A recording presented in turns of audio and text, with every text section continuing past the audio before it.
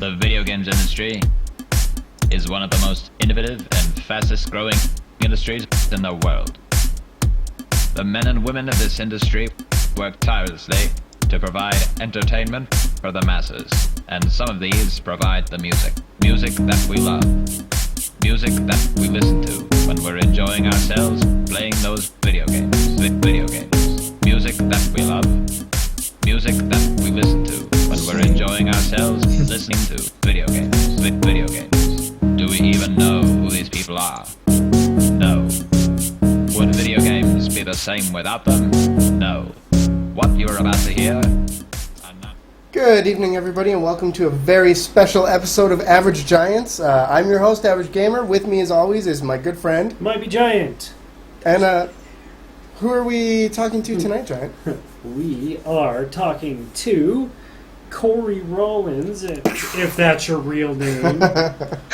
It is indeed. And we are going to be playing Don't Starve, Reign of Giants. Oh man, I'm a huge fan of Don't Starve. I played this game. I'm not gonna lie, I really love the art direction in this game when it hit Steam, but I actually didn't pick it up until it went on the PS4, and then I got really into it. So we're gonna try this out here and hopefully not die too much. I got really discouraged from playing this because of how good my buddy is at playing it, and then how bad I am.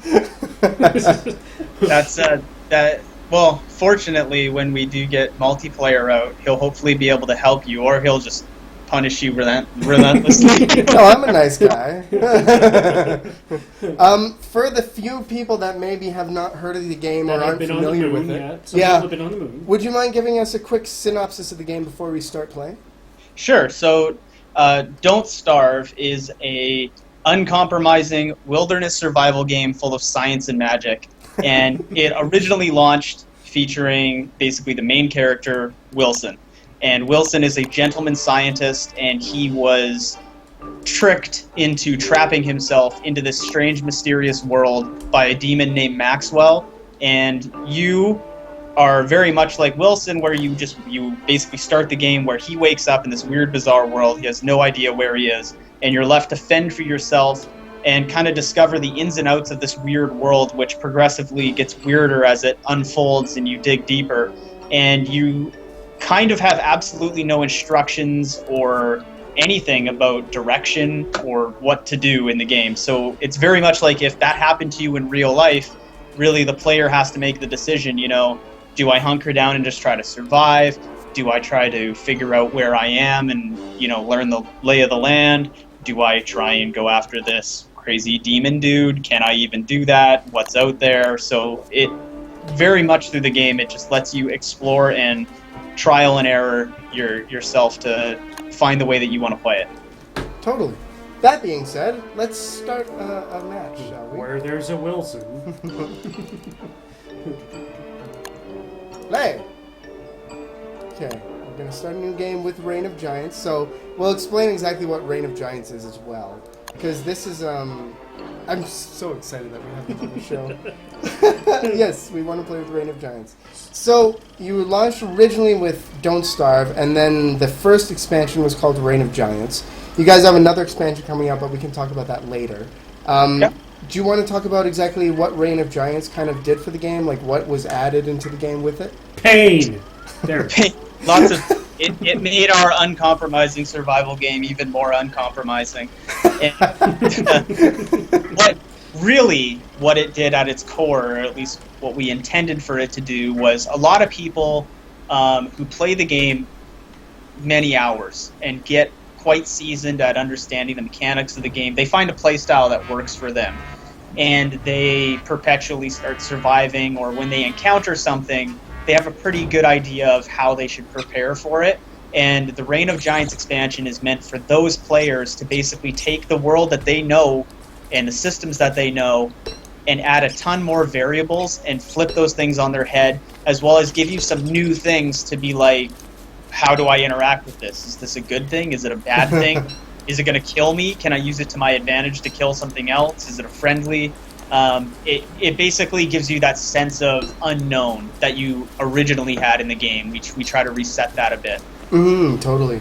And that is definitely one of the things, so many times, like the first time I'm sure we'll find one here, but the first time I found a wormhole, I went in it, and my first reaction was, "Oh my God, what have I done?" Yeah. Yeah, I distinctly, for my first times, I avoided anything that looked like it could have been dangerous. Just because I'm just like, I need to figure this out before I get myself in too much trouble.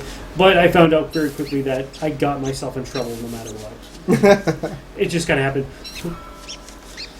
So, one of the things I've read up a little bit on is the original inspiration for the game. Would you mind kind of elaborating on that? Sure. You mean in terms of where like the initial core idea for the game came from? Yeah, exactly. So inside our studio, twice a year, we have internal game jams. So we're a studio of about 35 people, and twice a year, we break off into teams of no more than 3 people, and we basically shut the studio down for typical game production and break off into these teams. And we have essentially 3 days to build a game. Sometimes we'll come up with a surprise theme. One person might be tasked with coming up with a theme, and basically the day that we start developing, that's when that theme's revealed. Otherwise, sometimes it's just a free-for-all. Just make a game, do whatever you want. And Kevin Forbes and Alan, who's an artist, Kevin's a developer designer who helped work on the original core game, and I can't remember the third person, basically came up with an island survival simulator. And we had always wanted, actually, to release the Game Jam game, but unfortunately we can't for legal purposes because it's surprisingly looked a lot like the sprites from Legend of Zelda when it first was made. Well, And, you could always release it under the pretense of the... what jam was that where you were supposed to reuse all the Oh yeah, old Nintendo's really cool about that kind of thing too. Oh yeah, Nintendo totally loves it when people use all their assets. yeah, and stream it on YouTube and charge ads for it. Totally. I made so much money off of my Nintendo videos. But I mean, so basically, it was an island survival simulator where you were just a protagonist who was on an island. It was kind of like a Castaway simulator, except there were these weird pigmen who looked a lot like the pigmen from Legend of Zelda. And basically, they would come and steal your food. And as long as you either gave them sacrifices of your food or didn't bother them from taking your food, they'd leave you alone. But if you were concerned about starving, you would attack them, obviously, to stop them from getting your food, and now they would slowly start escalating their attacks, and they would become more of an aggressive mob.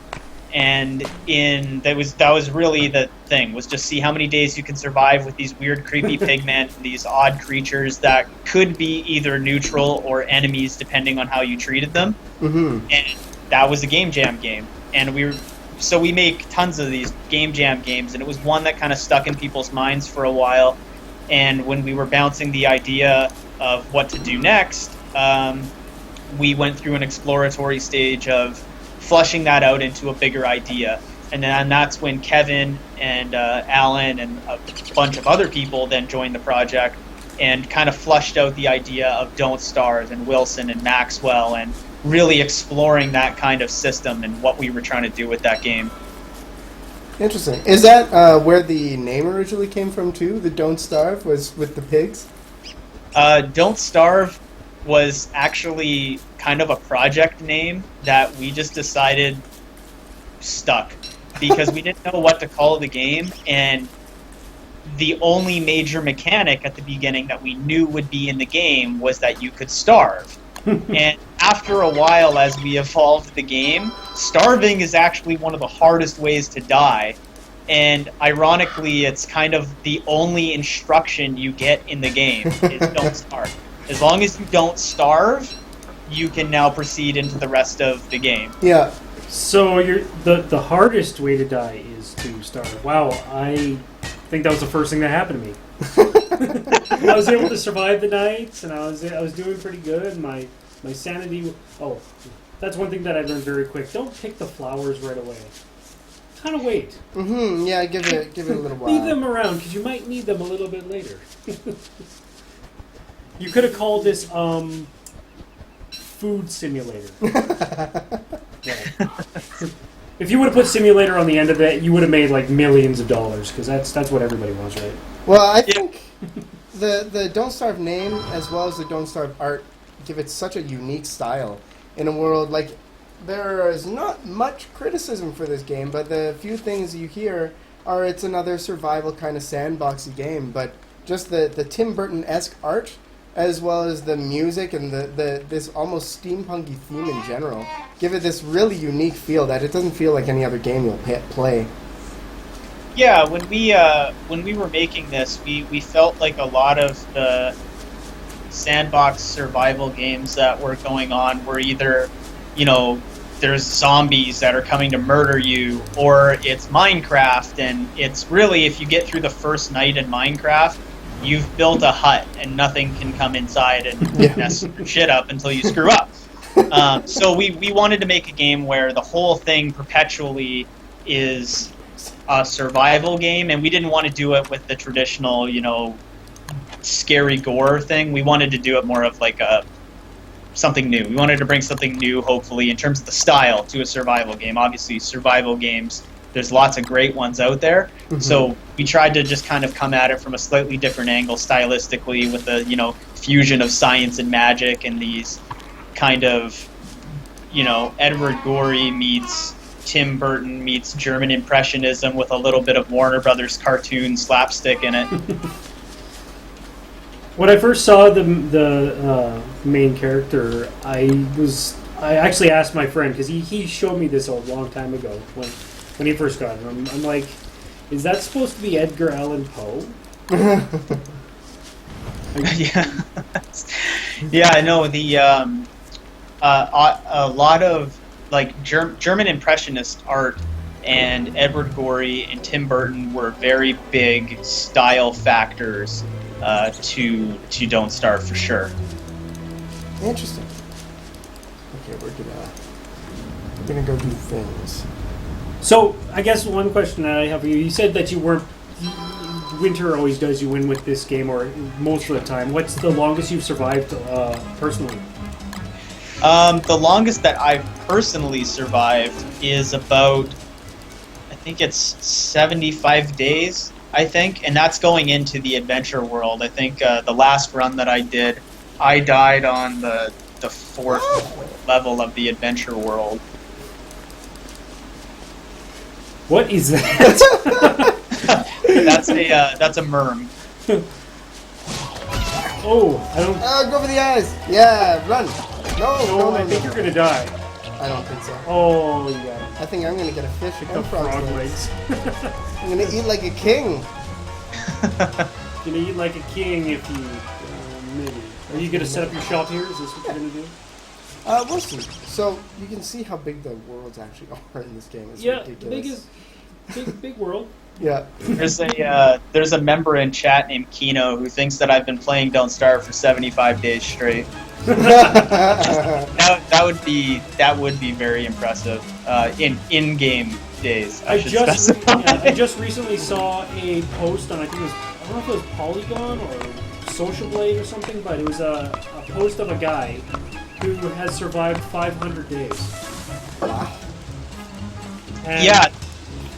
There's a couple of screenshots and things I saw of people rolling over the 1,000 day mark. Wow. Somebody just sent us a screenshot of their Steam account where they rolled over 1,000 hours on Steam for Don't Starve, and people constantly, tons of people message me and show me their Steam or PlayStation time clock of how much time's in the game, and they've clocked double or on par of the hours that I put into Skyrim and stuff like that. It's crazy. Well, it just shows that this game has a tremendous replay value.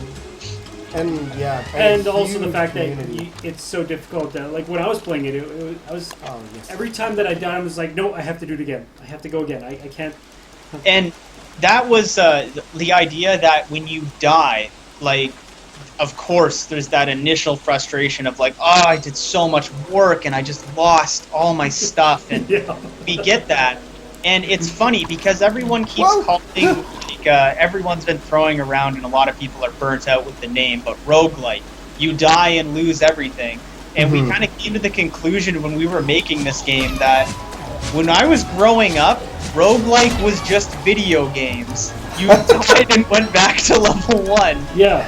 It wasn't until, NES and a lot of things really progressed where a lot of the games, had very, I guess, cushiony save points, and then things got into more, I need a tutorial and all this stuff, and we kind of wanted to pull it back to when we were like a kid, and we'd be out in like a swap meet or a market somewhere, and you find like this really obscure NES game that you've never heard of before, and some guy's selling it for like $5, and you have no idea what it is, but the cover art looks really cool. And you're just Metal like, Storm.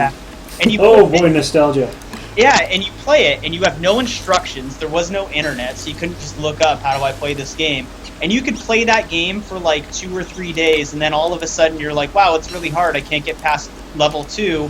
And out of frustration, you hit the jump button twice, and you realize you can double jump. And you have no idea, and you're just like, I can double jump! It changes everything. And we wanted that kind of feeling through multiple points of the game.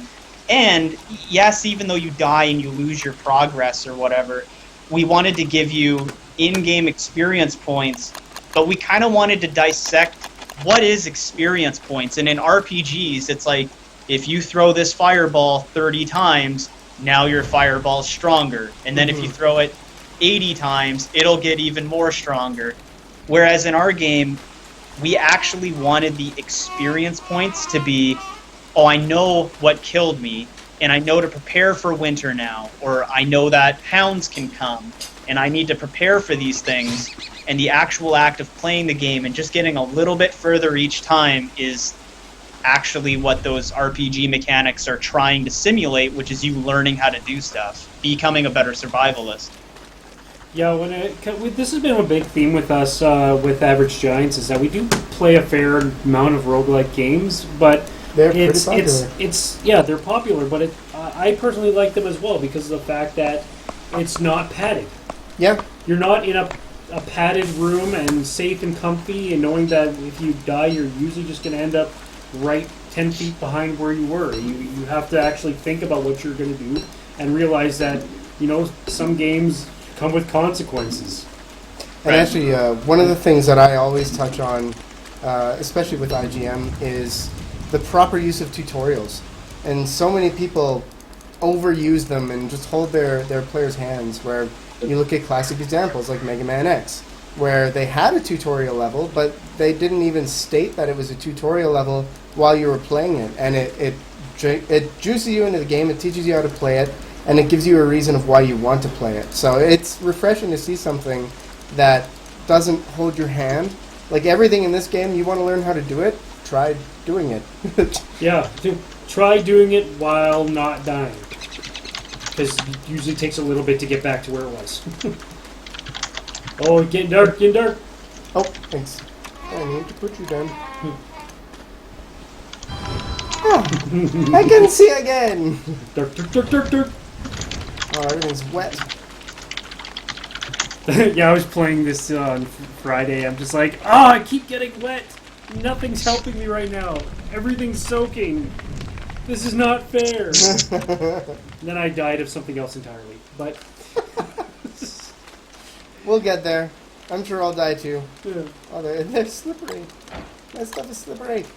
Like I was saying with Nick here, that one of the first times that I died is because it was getting dark and I didn't have enough wood to make a fire, but I had enough wood to make a torch.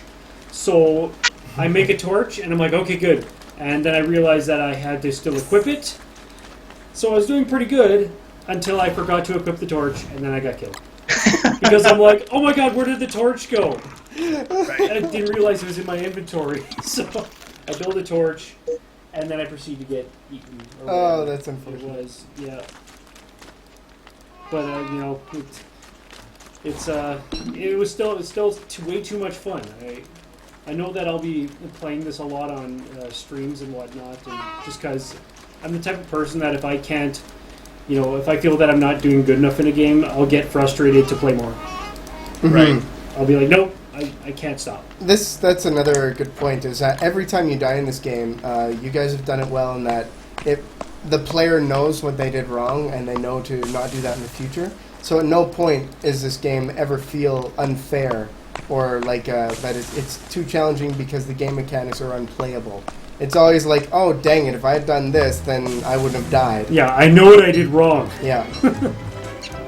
Yeah, that's ideally what we wanted out of this, and actually that's something that we learned from Mark of the Ninja, is that we wanted to make it so that when you died, we always had a feeling in other stealth games that it was like, why did I die? Who saw me?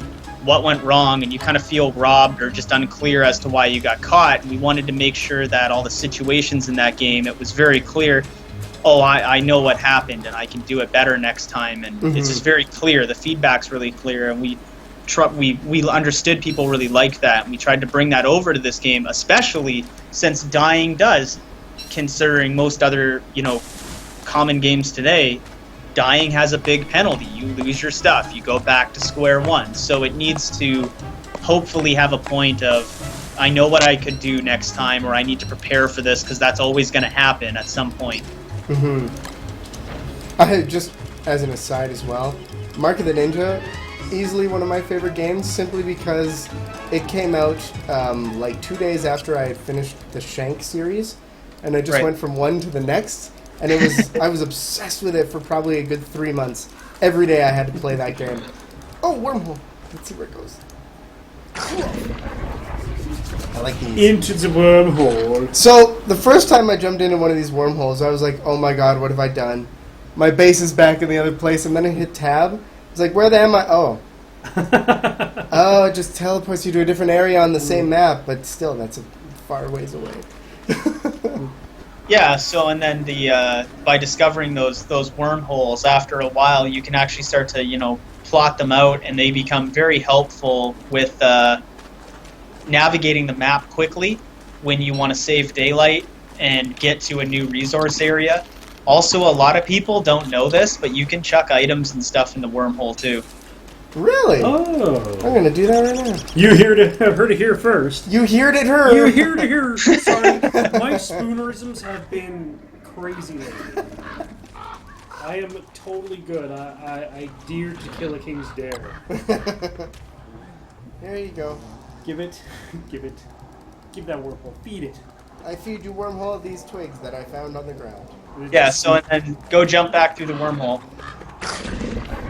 So the wormholes are only one place to another specific place. They're not like it'll take you to a random other. Yeah. Okay. Exactly. That's good. Neat. And then all my stuff is over here. Huh. I think it was my third time playing. I ended up finding what was it called? The stone. Wait, I don't know this. Revival stone. Yep. Yeah. I didn't know what it was either. It's just like Oh. it's like build the stone. I'm like, okay, well I hope it doesn't kill me. So I build it. I'm like, oh, that didn't do anything. Then I proceeded to be killed by, I think it was like a swarm of spiders or something. And Kill that. then all of a sudden, poof, right back to where I was. I'm like, oh, that's good. And then I died like 4 minutes later again because I was trying to get my stuff and I was running away from spiders. So, never said I was good at the game. Oh, spiders. By the way, I absolutely love how comical these Everything. monsters are. Everything in this game is. It does. It has that kind of slapstick comical. The tentacles. Oh, I hate these things. It's everywhere. Okay, so let's talk. The tentacles and stuff. So yeah, they're really crappy when you're trying to harvest stuff in the swamp and things. But another thing that you can do is that the tentacles are completely unbiased in their hatred, and they will attack anything that goes near it. So if you're getting mobbed by a lot of stuff and there's a swamp nearby, a good strategy is actually to get things to chase you through the swamp, and you can have the tentacles pick things off, especially like the merm that you ran into. Oh, yeah, right. They almost immediately get into conflicts with the tentacles over top of you, especially if they get struck by one. Interesting. Let the tentacle have its day. Oh, sorry. Okay, let's chat about the elephant in the room here, because obviously one of the most anticipated things in indie gaming In the this history year, of the world. well, this year for sure, is your guys' new expansion, and I'd love if you can share anything with us about it. I'd love to hear all about Don't Starve Together. Don't worry, we won't tell anybody. Yeah. So, honestly, with Don't Starve Together, we're super transparent about everything that we know. Mhm. And because the game is so early in development, there's a lot that it's not that we're hiding things from people, it's just that we have so many options that we're exploring on what do we feel is the best way to handle things to get this game to an alpha so that people can come in and prove that that's the right way to handle something or the wrong way to handle something. And so we're trying really hard to get the alpha ready for sometime in late summer. Like you're probably looking at the first people getting in sometime around kind of early and mid-September-ish. And then we'll start kind of letting people into this thing so that we can, figure out how the servers are going to work, how do the interactions work, and we'll start progressively letting more and more people in is the plan right now. But also on our general discussion, I can actually just grab a link because then people can scan it. If they have other questions, I can try really hard to answer them, but honestly, a lot of it is just we don't know until we try. Of course. But on this particular post that I'm putting in chat right now, has all of the has the main announcement, and then it also has 3 developer fireside chats, which kind of evolved that announcement as we got more information and give a bit of information about the background of Don't Starve and other stuff, and some of the things that we've immediately discovered. How do we handle them in multiplayer? And we're trying to figure that out. Like insanity. How does one player go insane and not the others? What happens? We're experimenting with what happens when a player dies. Is there going to be different server settings to let you play that differently? Right now we're experimenting with the idea that when a player dies, they become a ghost. And the ghost can kind of exist in its almost own supernatural plane and pseudo interact with players, but not in the same way that a living person could, and they need to basically resurrect themselves.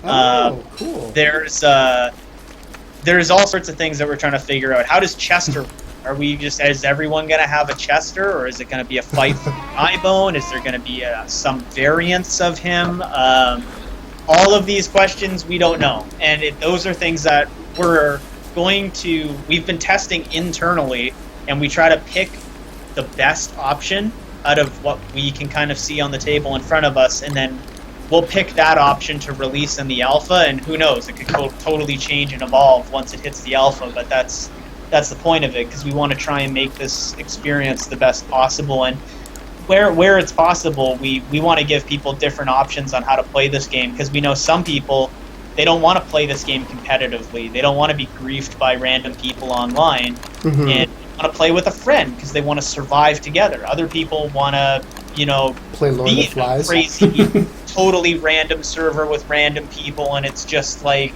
DayZ, where is this guy going to screw me over, or is he going to help me? So everyone kind of wants a different thing out of it, and we're trying really hard to figure out the best way to build it to make those different options for people to play the game. Yeah, cool. And is it going to be it'll be local or multiplayer? Yeah, Or it's going to be online? online. We would like to do local multiplayer, but our focus is going to be online first. But if we can do it, we don't see any major reason why we can't yet. We know that local multiplayer is a requested thing, especially because we would like to bring it to PS4 eventually, once it fully launches.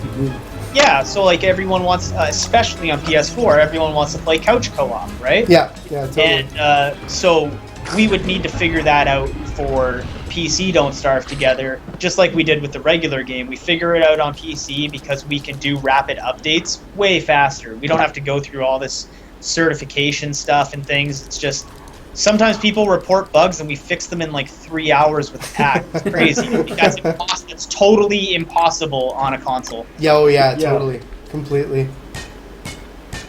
Your sanity. You shouldn't have picked those flowers, man. They were wet anyway. Get the veiny stuff. It's so veiny. So what's your favorite thing in the game? Honestly, I think my favorite thing in the game is the discoverability of things and the way that I don't know how many people in chat, if any. I recognize Lono B, but I don't know how much he participated in the extra stuff that was outside of the game when we were doing the regular updates and stuff. Like there was all these, if you go look on the Don't Starve wiki and you look at all the puzzles and things that we did in all the trailers and all the hidden stuff, it's just the whole sense of exploration and finding new things tied in with the procedural generation, so that hopefully the way that the systems interact cause new forms of either surprise luck or surprise chaos that you've never seen before. And I really like that in sandbox games, when I see the world interacting organically with itself, and I can just kind of spectate and decide, do I want to get involved in that, gong show over there, or I just want to wait that out and see what happens. And like I was saying, kiting characters through the tentacles and just discovering new ways to play the game. Like, I told you that you could chuck stuff inside of a wormhole. And once you know that, now moving your base to the other side of the map isn't as daunting of a crazy task as a lot of people think it is.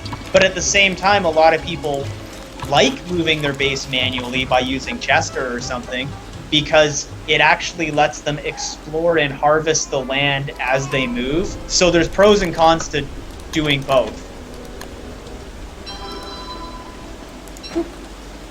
Oh, you look so pretty. Thank you. I am. I feel pretty. I feel much pretty. Feel much prettier. Well, there we go. Well, I mean, we would love, once Don't Starve Together comes out, we would love to be back in the show and bring you guys back to the show and have a Don't Starve Together off. Yeah. With Mighty Giant and I. Oh God. Yeah.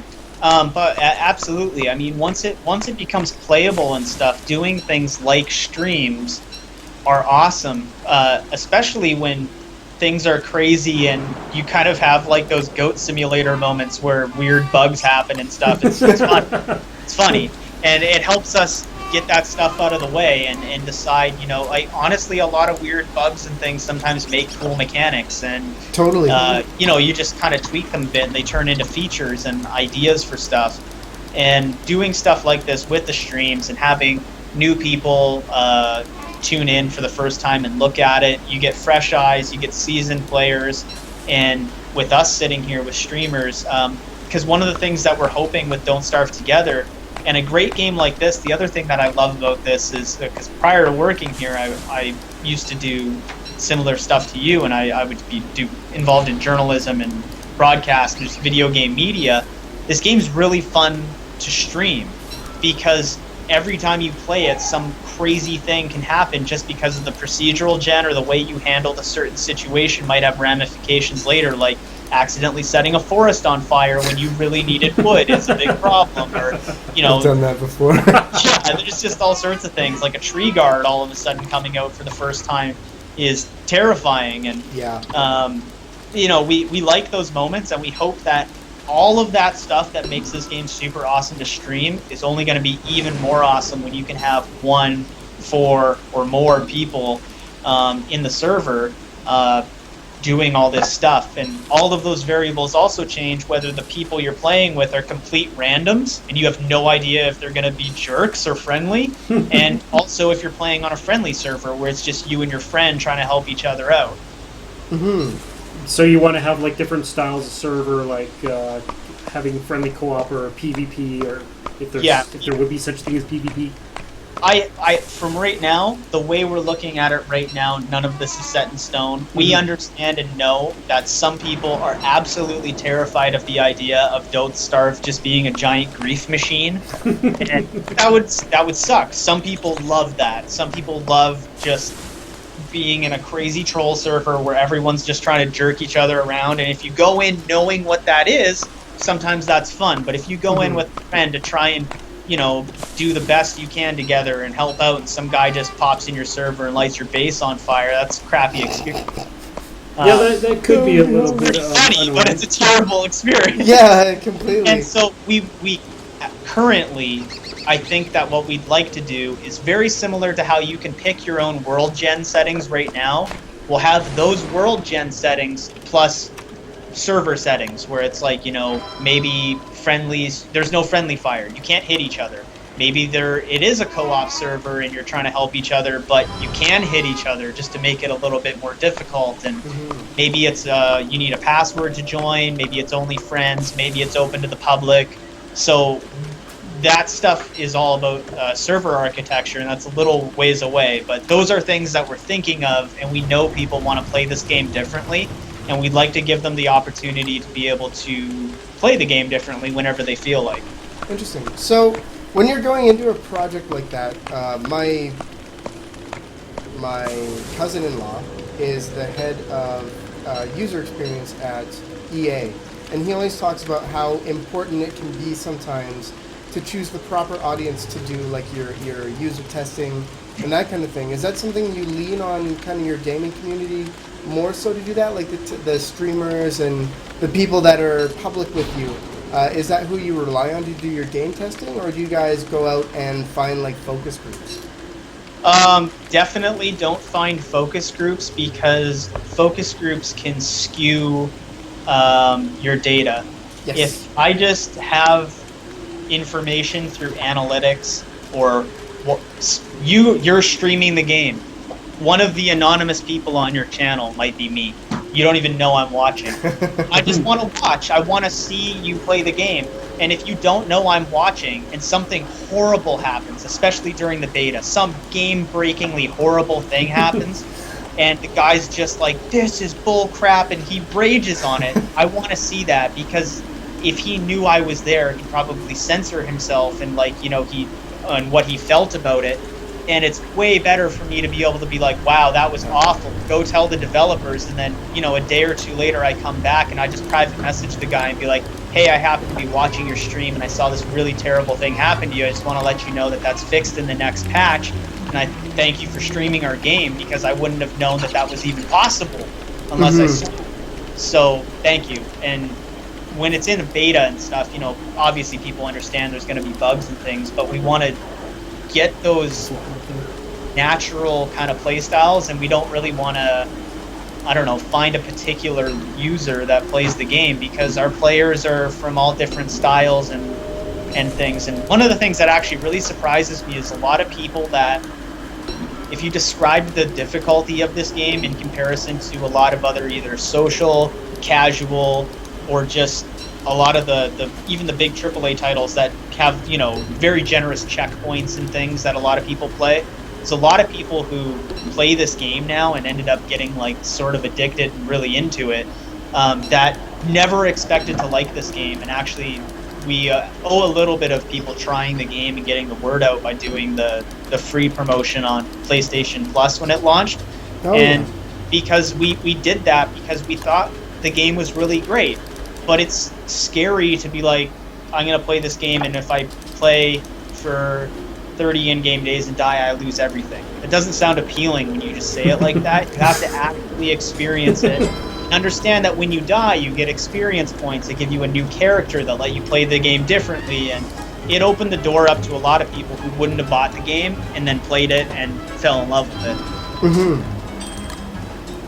One other thing, when I was reading, I read, I'm not sure, I can't even substantiate this, but when you guys were originally making Don't Starve, one of the ideas you had for it was that it was going to be a free-to-play game, and then you decided against that to make it a pay-once game? Is that true, or am I just completely on crack?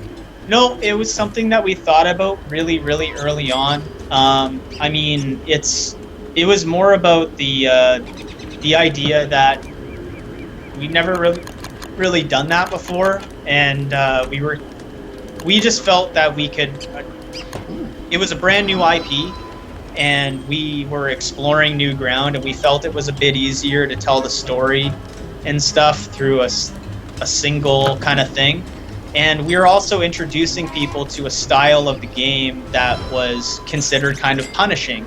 So when you start attaching, I guess, we didn't want to have to think about pay to win kind of stuff. Yeah, totally. I mean, even if we ever did a free-to-play game, because there are some awesome free-to-play games, but we just didn't, we wanted to focus on the art style and the mood and things, and we hadn't really done a free-to-play game before, and we didn't want to have to add this, oh, it's a new IP, plus we're adding this new game style of free-to-play that we want to make sure is really fair and balanced, and people can't just pay money to win. So rather than take all of that on at once, we were just like, let's just make a cool game. I completely agree. I'm not sure if this would have fit kind of a free-to-play model as well as it did on Steam, the way you guys have it. So I'm glad to see it came out the way it did. Well, I mean, honestly, if you do it right, a lot of games could be done free-to-play. I mean, even like TF2 went from a paid game to a free-to-play game, and by doing that became infinitely more popular and accessible. And TF2 is a great example of an awesome free-to-play game, right? Yeah, very true. And so it's totally possible, but with being a brand new game that we were exploring, and we were doing this early access beta and all this new stuff at once, we just kind of wanted to take one other variable off the table and just focus on making this really cool universe and exploring that without having to think about all these extra mechanics of is it fair and balancing, which ironically, even though it's not a free-to-play game, we have to think about fairness and balancing and all this stuff all over again with multiplayer. Even though currency's not involved, we have to make sure that there's all this new balancing things. Interesting. What are you going to do next? I don't know what I'm going to do next. I still haven't been able to make an alchemy machine yet.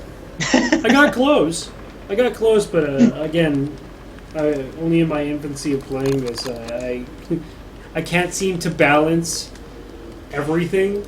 That's my biggest problem. Is you have to find a way to balance your surviving, your heart, your mind, your body, and building stuff. And I just couldn't do it. I'd be like, oh yeah, I'm building all this great stuff. Oh, I don't have any food. Dang it. Oh good, I have so much food now. Oh, my sanity. Yeah. Do you typically make it to winter, or do you have trouble getting to winter? No, I barely made it any better. A week?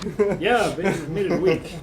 What normally gets you? Is there something that normally kind of gets you? Since I'm still fairly new to the game, like I've known about it forever. I played it a little bit. It's just that I keep on trying just little things and forgetting other things. So I still haven't really been able to mix all of it together to be genuinely successful with anything yet.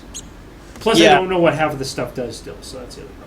Right, and I guess threat management is a big part of this game.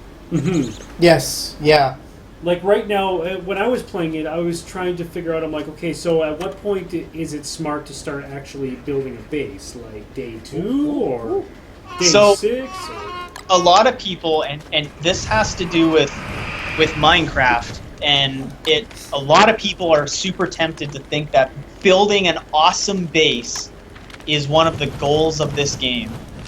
But you can actually be incredibly successful with this game being a nomad and having a chester or a great backpack or having pockets of not really bases, but just like resource drops in case you get stuck somewhere at night. You have a place to run to, and it's got a couple berry bushes and some things.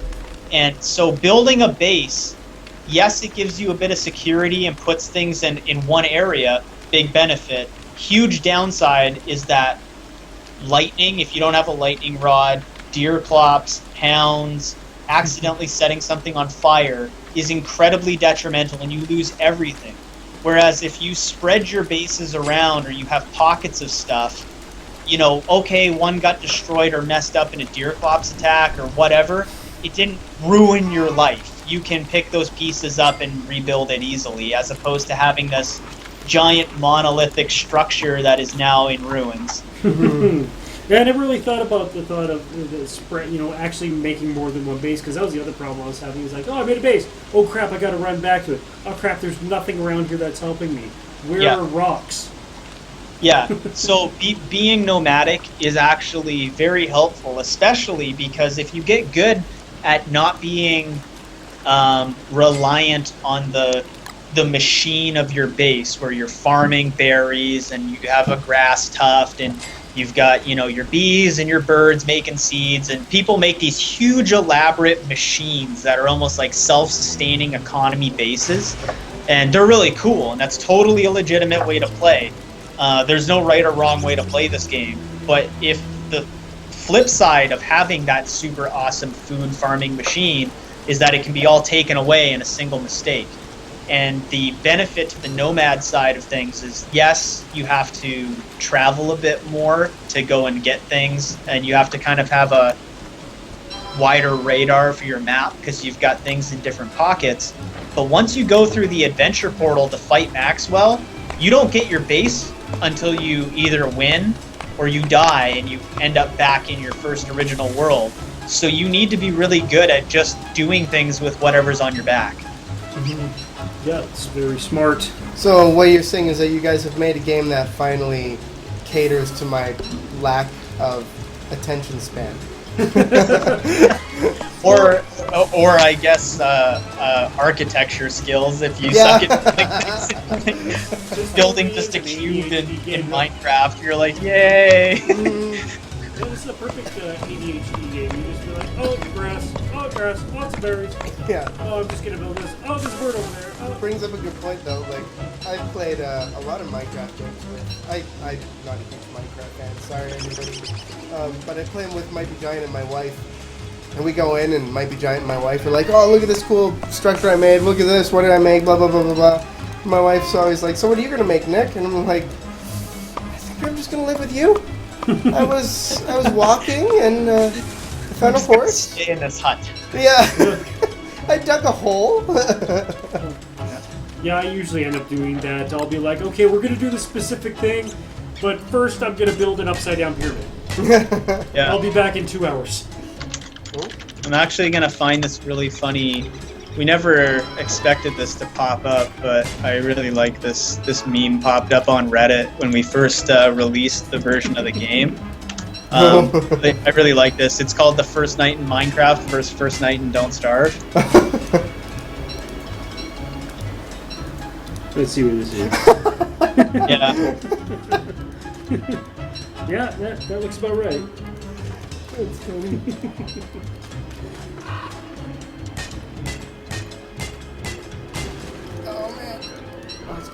I like how with your current setup with your day and night is that you have such a little short amount of night. Yeah, it's kind of neat. I think the right? the very first one that I played, I had 50% night. Yeah, I did the same thing. Night. Well, actually, night was not much longer in terms of pi of the day clock thing. It was a bit longer. Now we have a longer dusk period, which also serves as a more fair warning to get your crap together. You need to have fire. But the clock itself actually went slower. Period. So we did give a smaller bit of the pie to nighttime, but we also just made the clock go a bit faster, and it makes nighttime in the early game a little bit more tolerable. Tolerable, because I mean the only thing you can really do in the early game is it's a good opportunity to roast any food that you have. Really good strategy for winter and stuff is that keep things until they're about 75-50% like rotten or whatever when they start to perish. And then if you roast them, you can get not only are they better for you when it's roasted, but you can actually reset some of the degradation of the food. You can recook? Oh, smart. So, like, if you have carrots and they start out at 100% quality and they start rotting, you hold on to them. Don't just eat them because they're rotting. And then if you have a chance to cook them on the fire and make roasted carrots, they're not only better for you, but you get a bit of that rot reset. Okay, yeah, because one of the things that I was doing is that I just would cook it immediately, which probably was a bit of a downfall because it wouldn't last as long. If you need food and you've got stuff like berries and carrots around and there's a bit of a surplus and you need food, yes, you should totally cook them right away and eat them. But if you know you're going to hold on to them for a while, it's not hard to chuck down a standard log fire. You don't always have to come back to your stone fire. Stone fires are actually also pretty easy to make if you harvest for them. And strategically putting those things all the way around the map is also pretty helpful, because then you have points to run to try and throw. Because the great thing about the stone fire is you can literally throw almost any item into it and it will start the fire. So it's really handy if you don't happen to have a log, but you've got like 30 grass, you'll totally make it through the night. Oh, interesting. And the first time I played this, I built the stone fire, and then I'm like, how do I start it? What do I do? It's not starting. Go away. Oh, I didn't know that the shadows actually can eventually attack you. I never got that far in insanity. In chat, One Savvy Siren asked, are any of the DS blind box affiliated with Loot Crate, Nerd Block, or Horror Block? They're only available currently at store.clayentertainment.com, but I do know about and have been talking to Loot Crate, and I'm trying to see if I can maybe do something with Loot Crate. Oh, cool. That's cool. So, Okay. if that works out, I think you're screwed. only very recently started talking to them, but I would like to do something with Loot Crate. They're pretty cool. 5 days. Yeah, I've been meaning to not buy a gym membership so I could buy Loot Crate. Because I think that would be a better investment. So the little guy that you have beside you, is that for sale? Yeah, my wife was asking. This is actually the prototype that I used in the Chester Kickstarter plush video that we did for Kickstarter. Oh, crazy. And he actually holds all of our he holds our whiteboard in the boardroom. And we just finished sending all of them to the backers of the Kickstarter that made them possible.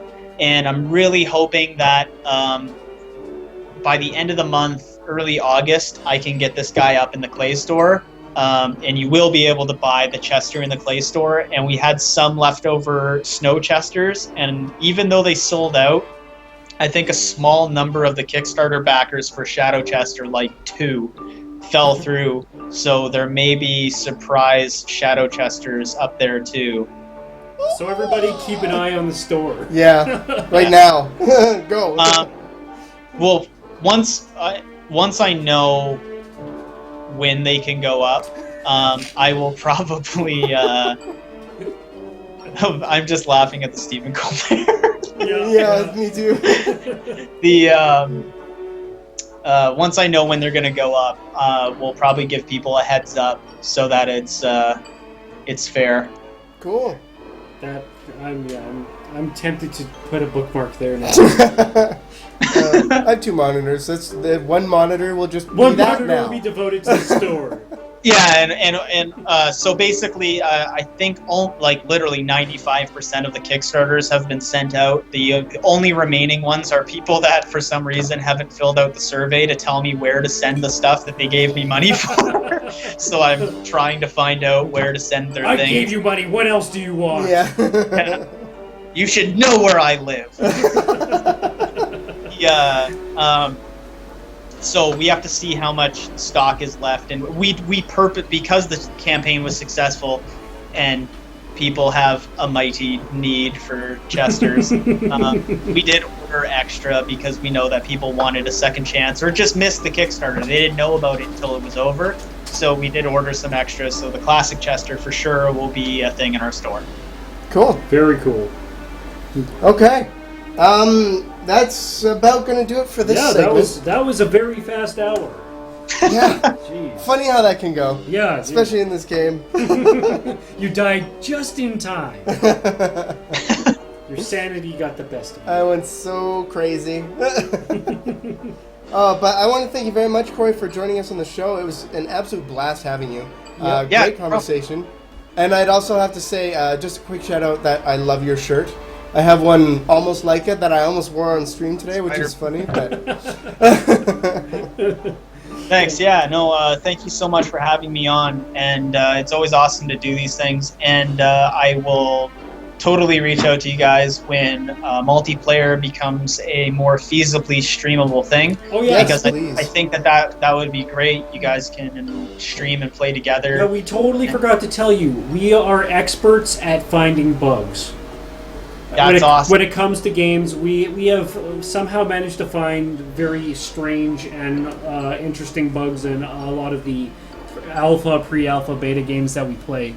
So come to us if you need it. We're here for it. We would be honored to have you come and break our game. Yes. It's a hidden talent. I will admit. We offer it free of charge. Yes. So. Yes. And so thank you very much. And everybody stick around, because in a couple minutes we will be back and we will have Terrian Saga KR17. Yeah, another cool game. But again, Corey, thank you so much for joining us, and we will see you guys in a couple of minutes here. Cool. Thanks. Have a good night.